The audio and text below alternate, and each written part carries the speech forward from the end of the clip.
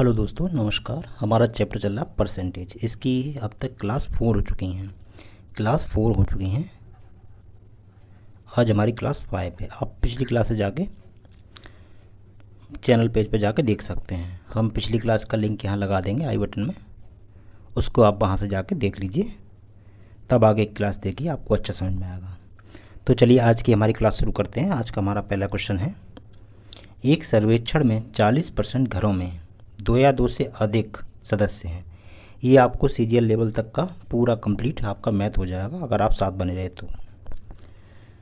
एक सर्वेक्षण में 40% घरों में 2 या 2 से अधिक सदस्य हैं। जिन घरों में एक सदस्य है उनमें से 20% घरों में केवल एक पुरुष है। तो उन घरों का प्रतिशत ज्ञात करो जिनमें केवल एक महिला व कोई भी पुरुष नहीं है। चलिए देखते हैं इसको क्या कह रहा है। एक सर्वेक्षण में 40% घरों में, पहले ये क्वेश्चन एक बार आप पढ़ लीजिए अच्छे से, उसके बाद अपने सॉल्व करने की कोशिश कीजिए, उसके बाद वीडियो देखिए, और एक बार में समझ में ना आए तो वीडियो को रिवर्स करके दोबारा देखिए। एक सर्वेक्षण में 40% घरों में 2 या 2 से अधिक सदस्य हैं। जिन घरों में एक सदस्य है उनमें 20% घरों में केवल एक पुरुष है। तो उन घरों का प्रतिशत ज्ञात करें जिनमें केवल एक महिला है व कोई भी पुरुष नहीं है। तो चलिए, एक सर्वेक्षण में तो हम क्या करते हैं, माना जितने भी घर हैं उन सबको 100 मान लेते हैं। माना हमारा टोटल हाउस कितने हैं, हमारे 100। लेट टोटल हाउस हमारे 100 घर हैं। कितने हैं, 100। अब जैसा वो कहता जाएगा वैसे हम करते जाएंगे। 40% घरों में 2 या 2 से अधिक सदस्य हैं। अब 100 का हम 40% निकालेंगे। 100 का 40% कितना होता है, 40 ही होता है। तो 40 घरों में 2 या 2 से अधिक सदस्य, इन घरों में देखिए हमने क्या किया, कुछ नहीं किया। 100 का 40% कितना होता है, 40 ही होता है। तो 40 घर ऐसे हैं जिनमें 2 या उससे अधिक, प्लस का साइन दिखा रहा, 2 से अधिक सदस्य हैं। अब 100 में से 40 गए तो कितने घर बचे हमारे पास, 60। अब क्या कह रहा है, ये 60 घर बचे। इनके लिए क्या कंडीशन दे रहा, जिन घरों में एक सदस्य है उनमें 20% घरों में केवल एक पुरुष है। यानी कि ये वो घर बचे जिनमें केवल एक सदस्य, यानी कि ये 60 घर ऐसे बचे जिनमें केवल एक सदस्य, यानी कि एक मेंबर है। एक मेंबर है। आगे क्या कह रहा हूँ, जैसे क्वेश्चन कहता जाए आप पढ़ते जाइए, बहुत आसानी से सवाल सॉल्व हो जाता है। उनमें से 20% घरों में केवल एक पुरुष है। अब ये जो शेष बचे 60 वाले, इनमें से 20%, यानी कि 60 का हम 20% निकालेंगे। 60 का 20%। अब 20% कैसे निकालेंगे 60 का, 60 का 20%, 60 का 20% परसेंट हटाएंगे 100 आ जाएगा। कितना आया, 12 आया हमारा। तो 60 का 20% कितना आया, 12। अब 12 घरों के लिए कुछ कंडीशन दे रहा है। क्या कह रहा है, 20% घरों में केवल एक पुरुष है। यानी कि ये वो घर हैं जिनमें केवल एक मेंबर है और वो भी पुरुष है। ये इस घर में एक मेंबर है और वो भी मेल है। इन घरों में केवल एक मेंबर है, वह भी मेल यानी कि पुरुष है। अब आगे क्या कह रहा है, तो उन घरों का प्रतिशत ज्ञात करो जिनमें केवल एक महिला है और कोई भी पुरुष नहीं है। अब हमारे पास कितने बचे, जो कंडीशन है वो बचे, कितने बचे, 12। हमने 60 में से 12 माइनस करेंगे, 60 माइनस 12, 10 में से 2 गया 8 बचा, यानी कि 5 में से 1 गया 4, 48, यानी कि 48 घर ऐसे बचे जिनमें क्या है, तो उन घरों का प्रतिशत ज्ञात करो जिनमें केवल एक महिला है व कोई भी पुरुष नहीं है। इसमें केवल एक सदस्य है, वो भी फीमेल है। क्या है, फीमेल यानी कि महिला सदस्य है। तो अब क्या हमसे कह रहा है, अब 100 में से 48, 100 का 48 कितना परसेंट होगा, 48% होगा। जब कोई वैल्यू 100 पे होती है तो प्रतिशत में वही वो होती है जो वो होती है, यानी कि हमारा आंसर आ गया 48%। ऑप्शन में कौन सा, ऑप्शन ए। ना समझ में आया तो कमेंट बॉक्स में कह दीजिए, क्वेश्चन नंबर डाल के दोबारा से हम उसको नई वीडियो में समझा देंगे। नेक्स्ट क्वेश्चन है हमारा, क्वेश्चन बड़ा देखिए, घबराया मत कीजिए, डरिए मत, जितना डरेंगे क्वेश्चन आपको उतना डराएगा, ठीक है। बस उसको जैसे वो कहता जाता वैसे करते जाइए, देखिए क्वेश्चन कैसे नहीं होता, और ज़रूर होगा, और नहीं होगा तो उसके लिए हम हैं ना, दोबारा से समझाएंगे, 3 बार समझाएंगे, बस आप कमेंट बॉक्स में डाल दीजिएगा, हम दोबारा समझा देंगे। क्वेश्चन है, एक परीक्षा में स्कूल एक्स के पास हुए छात्र, क्वेश्चन को ध्यान से पढ़िएगा, ध्यान से सुनिएगा, कुल परीक्षार्थियों का 80% है। स्कूल वाई के कुल परीक्षार्थी स्कूल एक्स के कुल परीक्षार्थियों से 25% ज़्यादा हैं। भाई स्कूल वाई के पास हुए छात्र स्कूल एक्स के पास हुए छात्रों से 40% अधिक हैं, तो स्कूल वाई के पास हुए छात्र स्कूल वाई के कुल परीक्षार्थियों का कितना प्रतिशत है। चलिए इसको सॉल्व करते हैं। अब जैसे वो कह रहा वैसे हम करते जाएंगे और कुछ नया नहीं करेंगे। एक परीक्षा में स्कूल एक्स के पास हुए छात्र कुल परीक्षार्थियों का 100% है, तो यहाँ पे बात किसकी हो रही है, स्कूल एक्स की। तो शुरुआत किससे करते हैं, स्कूल एक्स से। लेट स्कूल एक्स में let the total number of student in school x में कितने हमारे कुल परीक्षार्थी हैं, 100 हमने मान लिए। अब क्या कह रहा है, परीक्षार्थी में एक्स के पास हुए छात्र कुल परीक्षार्थियों का 80% यानी 100 का 80 एक्स में जो हमारे पास हुए हैं वो कितने हैं, कुल परीक्षार्थियों का 80%, 100 का 80% कितना होगा, 80 होगा। अरे 100 का 80% नहीं निकाल पा रहे तो ऐसे निकाल लो, 100 का 100% हटाएंगे नीचे जी 100 आ जाएगा, 100 से 100 कट जाएगा, 80 आ जाएगा बस। फिर आगे क्या कह रहा है, एक्स में इतने पास हुए 80%, 80 विद्यार्थी, कुल परीक्षार्थियों स्कूल वाई के कुल परीक्षार्थी स्कूल एक्स के कुल परीक्षार्थियों से 25% ज़्यादा हैं। स्कूल वाई, अब बात आती है स्कूल वाई की, तो वाई में स्कूल वाई के पास हुए कुल परीक्षा स्कूल वाई के कुल परीक्षार्थी स्कूल एक्स के कुल परीक्षार्थियों से 25% ज़्यादा हैं। स्कूल एक्स में हमारे कितने हैं, वाई में स्कूल से तुलना करके बता रहा, तो स्कूल एक्स में हमारे कितने हैं, 100 हैं, 100 स्टूडेंट हैं, तो उससे ज़्यादा बता रहा, कितना ज़्यादा, 25% ज़्यादा, 100 गुणा 25/100, इतने विद्यार्थी स्कूल वाई में हैं। तो ये कितना हो जाएगा, 100 से 100 कटेगा यानी कि 125 विद्यार्थी हमारे स्कूल वाई में हैं। अब आगे क्या कहता है, आगे कह रहा है स्कूल वाई के पास हुए छात्र स्कूल एक्स के पास हुए छात्रों से 40% अधिक हैं। स्कूल वाई में पास हुए छात्र स्कूल एक्स में कितने पास हुए, 80, एक्स के पास हुए छात्रों से 40% अधिक हैं, प्लस 80 का 40%, तो 8 चौक 32 यानी कि 80 + 32 जोड़ेंगे तो कितना आएगा हमारा, 112। यहाँ तक तो समझ में आ गया बहुत आसान से। अब आगे, तो स्कूल वाई के पास हुए छात्र स्कूल वाई के कुल परीक्षार्थियों का कितना प्रतिशत हैं। स्कूल वाई में जो हमारे छात्र पास हुए हैं 112, ये कुल संख्या का कितना प्रतिशत है, वो तो आराम से निकाल लेंगे आप लोग, परसेंटेज, यानी कुल परीक्षार्थी कितने, 125, और पास कितने हुए, 112, और इनका परसेंटेज वैल्यू निकालेंगे तो 100 से मल्टीप्लाई कर देंगे। अब इसे काट देंगे, 25 से कट जाएगा, 25 पंजे 125, 25 चौका 100, गुणा कर देंगे, यहाँ लिख देते नीचे, 4 दूनी 8 और 4 एकम 4, 4 एकम 4, 5, 5 से भाग देंगे, कितनी बार जाएगा, 8 बार, 5 अट्ठे 40, कितना बचा, 4, और 5 निम 45, 3 बचा, 5 छक्के 30, 89.6%। ये हो गया हमारा आंसर सी। अगर ना समझ में आया हो तो बैक में जाके वीडियो को फिर से देखिए, पक्का 100% समझ में आ जाएगा, इतनी आसान भाषा में समझाया। अब इसको और भी शॉर्ट करते हैं, शॉर्ट से समझते हैं इसको। एक परीक्षा में स्कूल एक्स के पास हुए छात्र कुल परीक्षार्थियों का 80% है, तो ये हमारा हो गया स्कूल एक्स। इसमें कितने विद्यार्थी हैं, हमने माने 100, तो और वाई में कितने हैं, एक्स, परीक्षार्थियों का 80% है। स्कूल एक्स के पास हुए छात्र कुल परीक्षार्थियों का 80% है, यानी कि इसमें पास कितने हुए, हमारे 80%, यानी 80 पास हुए।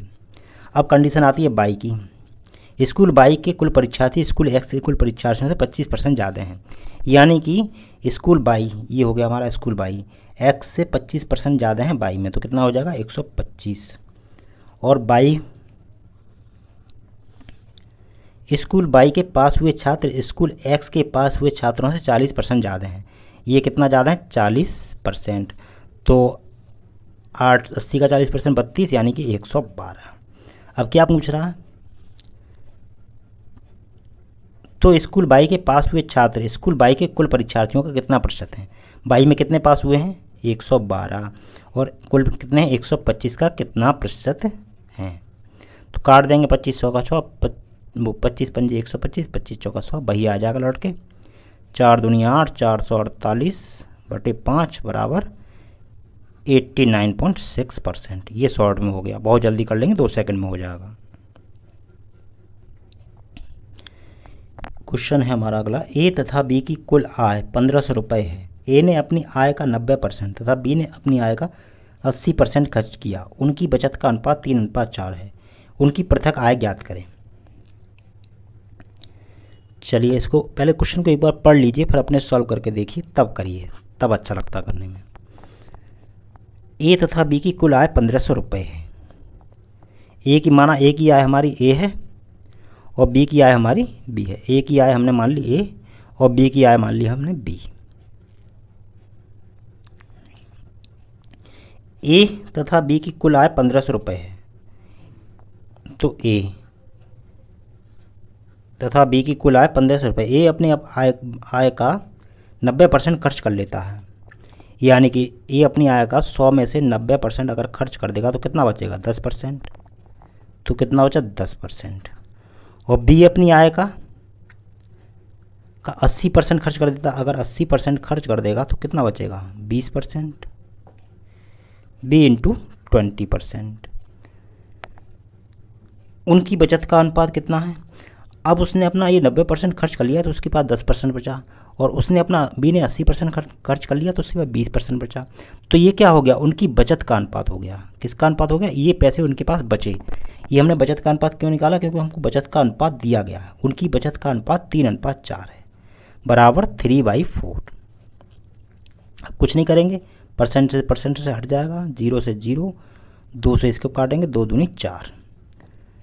तो ए अपॉन बी बराबर आ जाएगा 3/2। आगे हमसे क्या पूछा है, तो उनकी पृथक आय ज्ञात करें। पृथक आय, उनकी अलग अलग आय पूछी है, यानी कि उनकी कुल आय कितनी है 1500 रुपये। यानी ए की आय हमारी निकल के आई 3 और बी की आय 2x, 3x मान लो या 2x मान लो। तो a प्लस बी बराबर हो जाएगा हमारा 3 + 2 बराबर 5 यूनिट। यूनिट में लेते हैं इसको, 5 यूनिट कितना कुल आय उसकी कितनी है 1500 रुपये। क्वेश्चन में दिया है, तो 1 यूनिट की वैल्यू कितनी हो जाएगी हमारी 5×15 300 रुपये। तो ए की आय कितनी हो जाएगी हमारी 3 यूनिट है, 3 × 300 बराबर 900 रुपये। और बी की आय कितनी हो जाएगी, बी की आय हमारे 2 यूनिट है, तो 2 × 300 बराबर 600 रुपये। आंसर हो गया, देख लीजिए ऑप्शन ए 900 और 600। नेक्स्ट आता है हमारा, राम 6 काली तथा 1 सफ़ेद गेंद खरीदता है। काली गेंद का मूल्य सफ़ेद गेंद के मूल्य का 5/2 है। बिल बनाते समय कर्मचारी ने गलती से गेंदों को बदल दिया तथा बिल की कीमत 45% बढ़ गई। एक्स ज्ञात करें, यानी कि एक्स गेंद सफ़ेद गेंद में से पूछी गई, उनकी संख्या पूछी है। तो हमारे पास दिया है क्या 6 काली गेंदें, ब्लैक गेंद कितनी है 6 ब्लैक गेंदें यानी कि काली वाली, और एक सफ़ेद हैं, एक्स वाइट गेंद हैं। खरीदता है, काली गेंद का मूल्य सफ़ेद गेंद के मूल्य का 5/2 है। काली गेंद का मूल्य सफ़ेद गेंद के मूल्य का 5/2 है, यानी कि काली गेंद का मूल्य सफ़ेद गेंद के मूल्य का 5/2 है, यानी कि ब्लैक अपॉन वाइट बराबर 5/2। तो ब्लैक वाली हमारी 5 हो गई है, वाइट वाली 2। ये 5 5 रुपये, इसका मूल्य हो गया 5/2, 5 रुपये, इसका मूल्य हो गया 2 रुपये। इतनी बात समझ में आ गई होगी।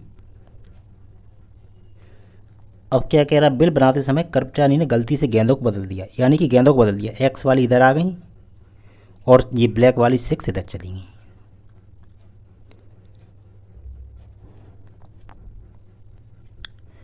तो ये हमारी एक्स वाली गेंद इधर आ गई, ब्लैक वाली 6 गेंद इधर चली गई। अब हमारा बिल बनाया उसने, तो अगर सही बिल बनता तो क्या होता, सही बिल बनता तो इस हिसाब से बनता, 6 गेंदें हैं, 5 रुपये के हिसाब से कितने की हो जाती, 30 की हो जाती। और ये 2 एक्स गेंदें 2 रुपये के हिसाब से कितने की हो जाती, 2x की हो जाती। यही तो हमारा सही बिल बनता, क्योंकि 5 गेंदें 6 रुपये के हिसाब से, वो 6 गेंदें 5 रुपये के हिसाब से कितने की हो जाती, 5 6 30 रुपये की हो जाती। और सही गेंदें हो जाती एक्स वाली 2 रुपये के हिसाब से 2x की हो जाती। ये हमारा सही बिल हो गया। और गलत बिल, ये हमारा सही वाला बिल है और ये वाला गलत बिल। क्या अब दूसरा बिल क्या बनेगा, दूसरा बिल बनेगा हमारा, एक्स गेंदें हो गई, एक्स गेंदें 5 रुपये के हिसाब से कितने की हो जाएंगी, 5x की। और 6 गेंदें 2 रुपये के हिसाब से कितने की हो जाएंगी, देखिए एक्स गेंदें 5 रुपये के हिसाब से कितने की हो जाएंगी, 5x की। और 6 गेंदें 2 रुपये के हिसाब से कितने की हो जाएंगी, 12 की। ये हमारा गलत बिल हो गया।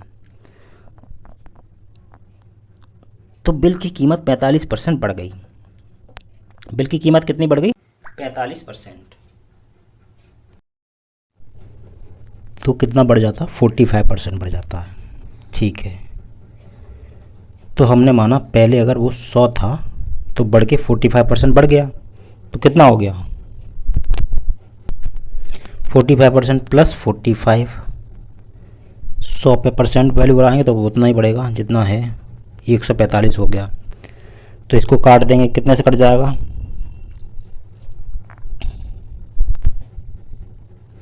इसको काटेंगे 5 से, 5 दूनी 10, 5 दूनी 10 और 5 निम 45, यानी कि हमारा कितना आ गया,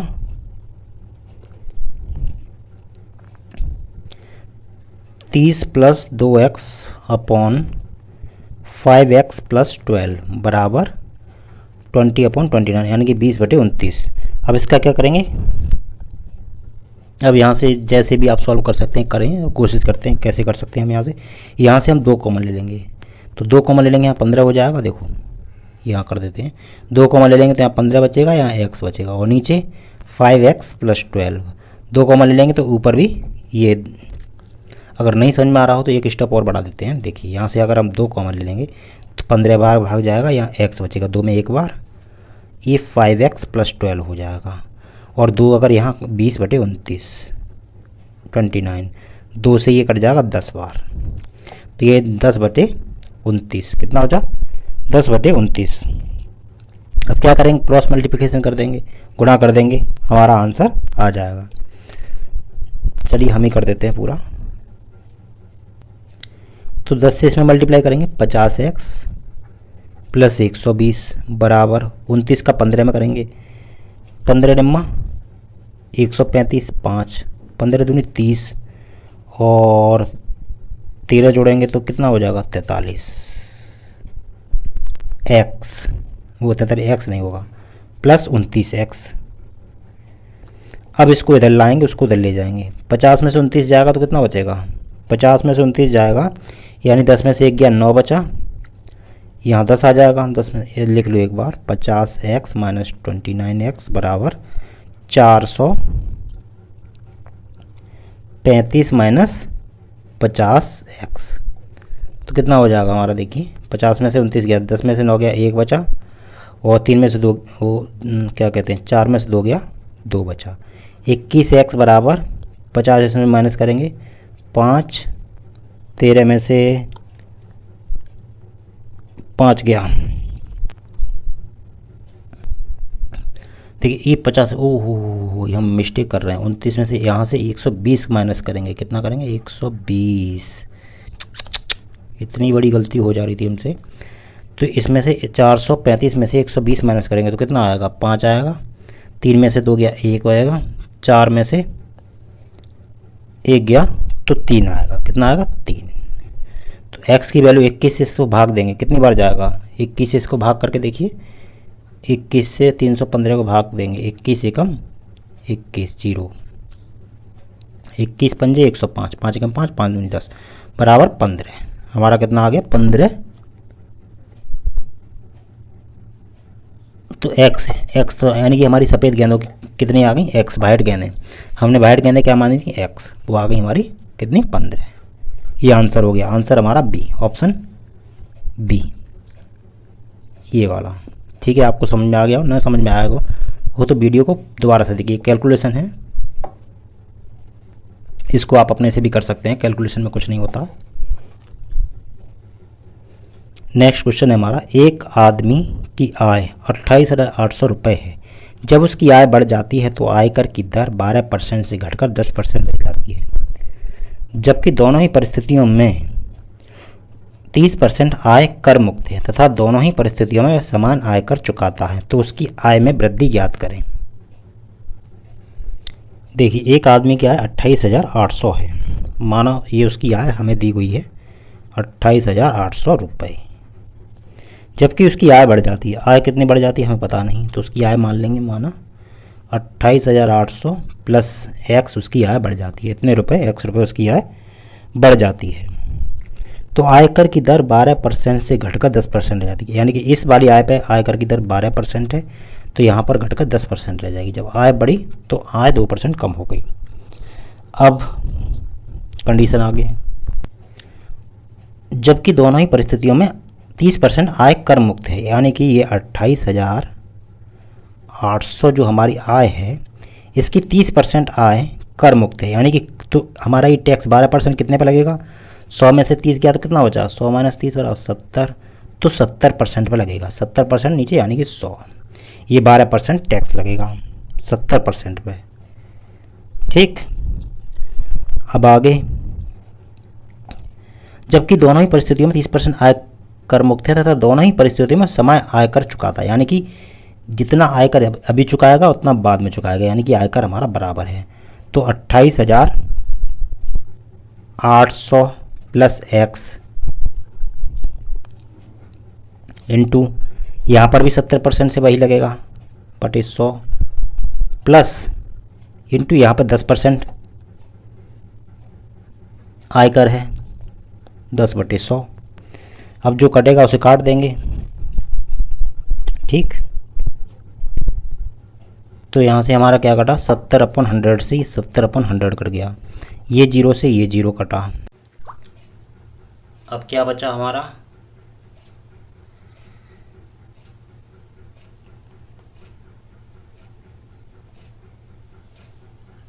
ये 100 से ये 2 जीरो कट गए, ये वाले 100 से ये वाले जीरो काट लो, इसको बचा लो, कैलकुलेशन आसान हो जाएगी, जितना आसान हो सके कर सको। तो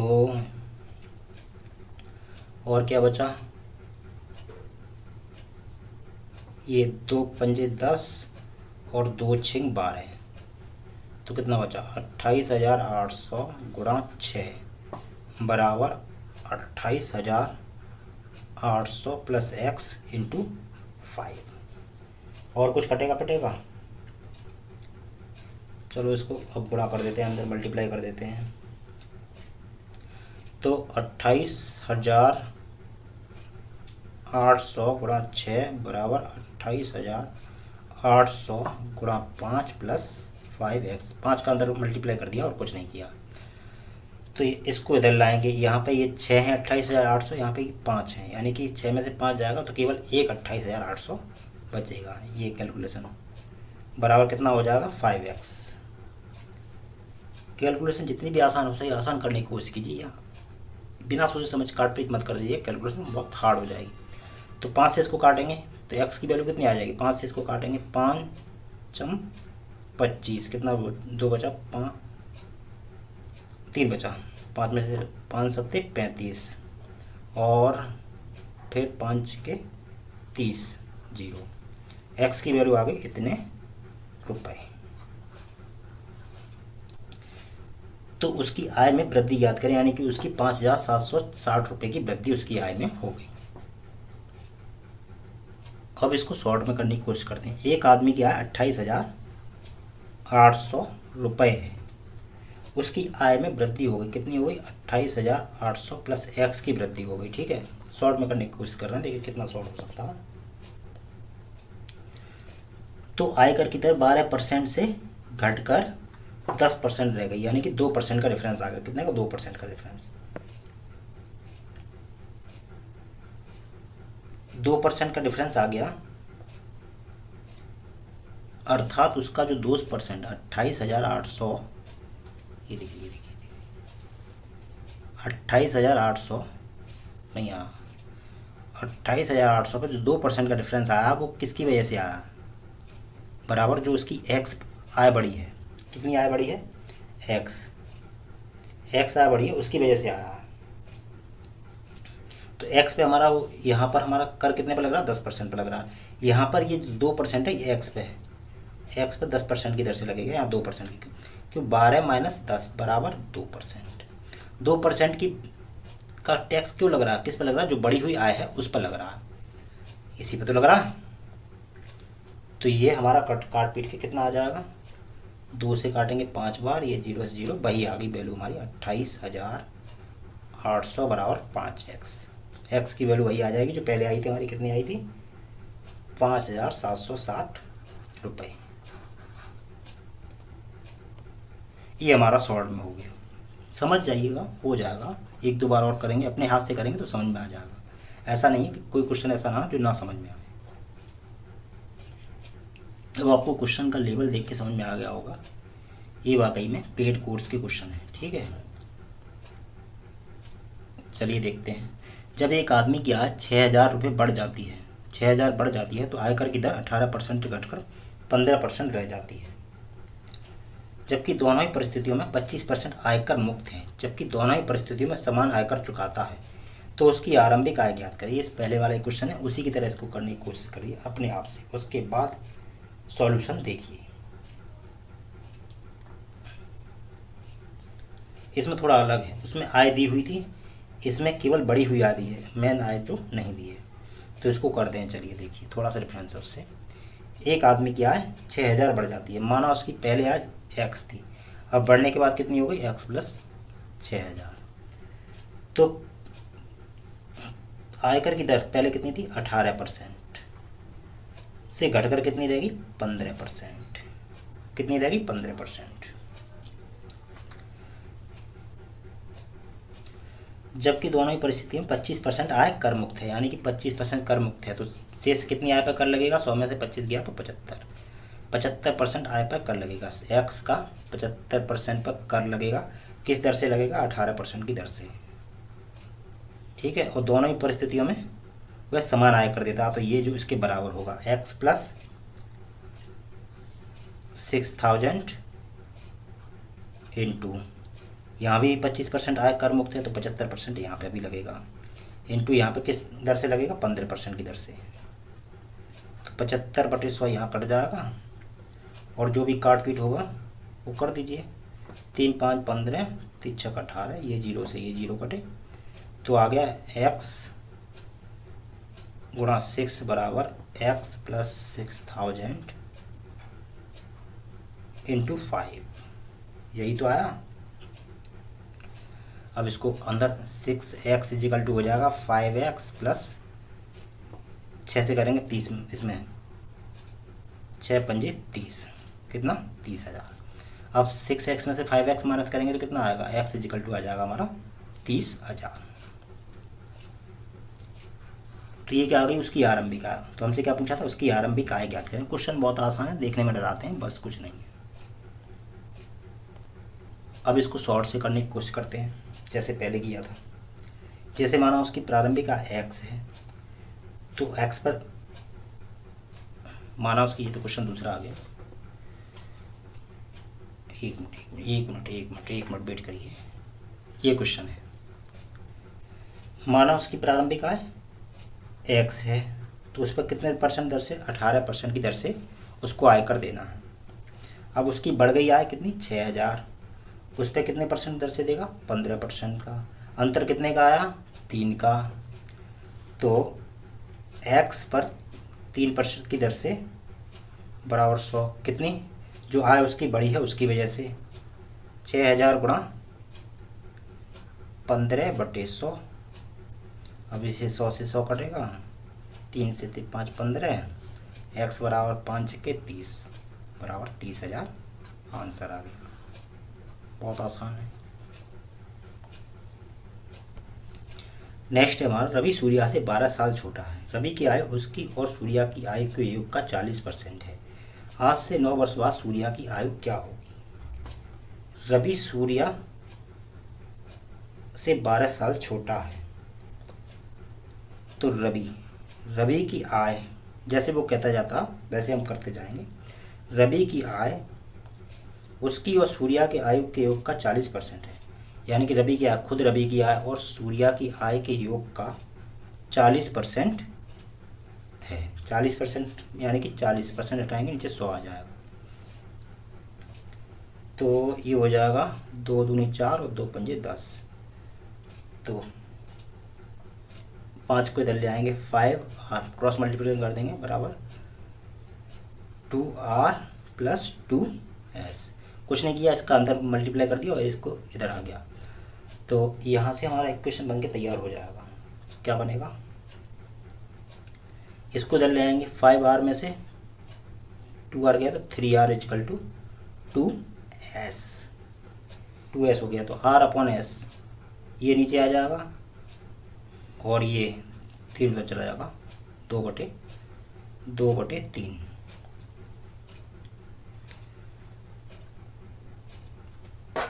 रवि सूर्या से 12 साल छोटा है। रवि यानी कि रवि सूर्या से हमारा कितना छोटा है? 12 साल। इन दोनों की, ये रवि की आयु आ गई, ये सूर्या की आ गई 3 यूनिट, यानी कि डिफरेंस कितना है हमारा? 1 यूनिट का। कितना? 1 यूनिट का। अब वो कह रहा है डिफरेंस 1 का नहीं आया, कितने का? 12 का। 12 साल छोटा है। तो किसकी बात? आज से 9 वर्ष बाद सूर्या की आयु, तो सूर्या की आयु कितनी हो जाएगी? सूर्या की आयु कितनी है? 3 यूनिट, तो बराबर हो जाएगी 12 × 3 बराबर 36 वर्ष। 36 वर्ष हो गई। अब पूछा 9 साल बाद, तो इसमें 9 जोड़ देंगे, 9 × 6 15, 3 और 1 4 बराबर 9 वर्ष बाद उसकी आयु कितनी हो जाएगी? 45 वर्ष। ये हो गया हमारा आंसर। अब इसी को हम शॉर्ट से करने की कोशिश करते हैं। शॉर्ट से, रवि सूर्या से 12 साल छोटा है। रवि की आय और सूर्या की आय का योग 40% है। रवि की आय, क्या कहते हैं, रवि की आय उसकी और सूर्या की आयु के योग का 40% है, यानी कि रवि की आय। अब शॉर्ट में इसको करते हैं, ये हमारा रवि हो गया, ये हो गया सूर्या हो गया। रवि की आय यानी कि 40% है, तो सूर्या की आय कितनी होगी? 60%। 40% है 60%, डिफरेंस कितने का आया? 20% का। रवि और सूर्या की आय का डिफरेंस कितने का आया? 20% का। वो कह रहा है डिफरेंस 20% का नहीं है, कितने का? 12 साल का है। 12 साल का, तो 20% का डिफरेंस कितना हमारा? 12 साल का। तो 40% कैसे आएगा? इसमें 2 से मल्टीप्लाई कर देंगे, तो 40% का डिफरेंस कितना हो जाएगा हमारा? 24 साल का, 24 ईयर्स का। इसी तरह से 60% का डिफरेंस कितना हो जाएगा हमारा? इंटू 3 कर देंगे, 60%, तो कितना हो जाएगा? 36 ईयर का। तो हमारी सूर्या की आय कितनी आ गई? सूर्या की आय कितनी? 60%, 36 वर्ष आ गई। और 9 वर्ष बाद क्या है? इसमें 9 जोड़ देंगे, +9, 9 × 6 15, 3 और 1 4, 45 ईयर्स। आंसर हो गया हमारा। तो चलिए आज के लिए इतना ही, मिलते हैं नेक्स्ट क्लास में। और क्या कहते हैं, जितनी भी क्लासें हो गई उनको आप कंप्लीट कर लीजिए और प्रैक्टिस करते रहिए। प्रैक्टिस के लिए कोई बुक ले लीजिए, वहाँ से आप प्रैक्टिस करेंगे परसेंटेज का। अगर क्वेश्चन नहीं आ रहे हैं, पूरा परसेंटेज ख़त्म होने के बाद, कंप्लीट होने के बाद आपका कोई क्वेश्चन नहीं बचेगा। कुछ क्वेश्चन ऐसे होते हैं फिर भी बच जाते हैं, तो उनको आप अगर थोड़ा प्रैक्टिस करेंगे तो आ जाएगा। लेकिन इतना, ये पेड कोर्स का जो है हम आपको करा रहे हैं, सिलेबस जो हमने खुद किया हुआ है वही करा रहे हैं, इससे बाहर तो कुछ नहीं जाएगा जहाँ तक संभावना है। आप ज़्यादा हाई फाई पढ़ना चाहते हैं वो आपकी बात अलग है, लेकिन एसएससी सीजीएल लेवल का हम आपको करा रहे हैं, और मेंस लेवल तक का, प्री प्लस मेंस दोनों लेवल तक का। तो चलिए मिलते हैं नेक्स्ट वीडियो में। क्लास हमारी 5 हो गई, क्लास 6 में मिलते हैं। तब तक के लिए नमस्कार।